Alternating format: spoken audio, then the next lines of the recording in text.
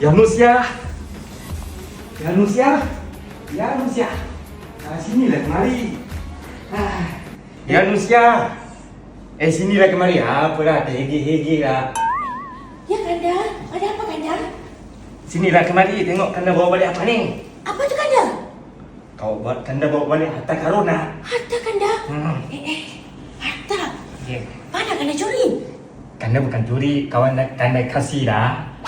Ya ke Kanda? Banyak tanya lah ini perempuan.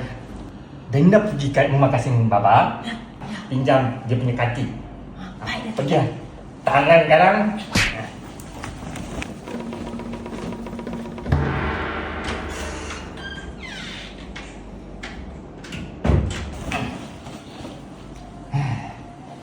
Wah, Kanda sudah jadi orang kaya. Kanda sudah jadi orang kaya. Mesti kena tukar jalan. Ini macam jalan.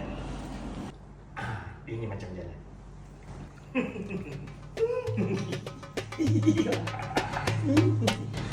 Tak boleh lah. Ini macam orang sakit malaria lah.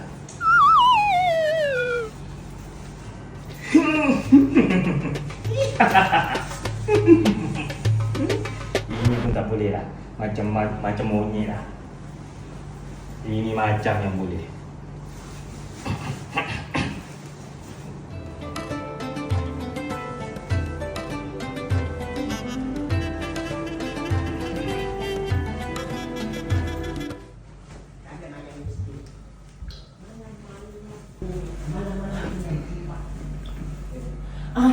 Kanda Kasim. Mak Encik.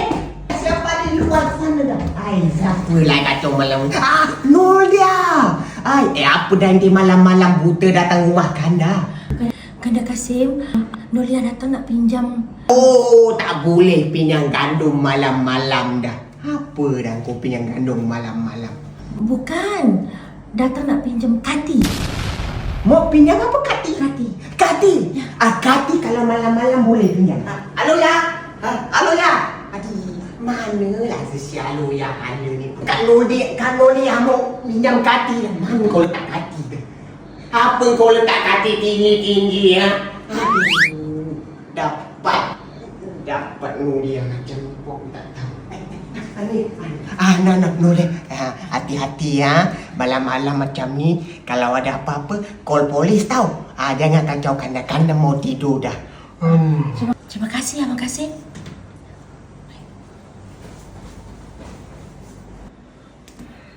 Kanda banyak muskil lah.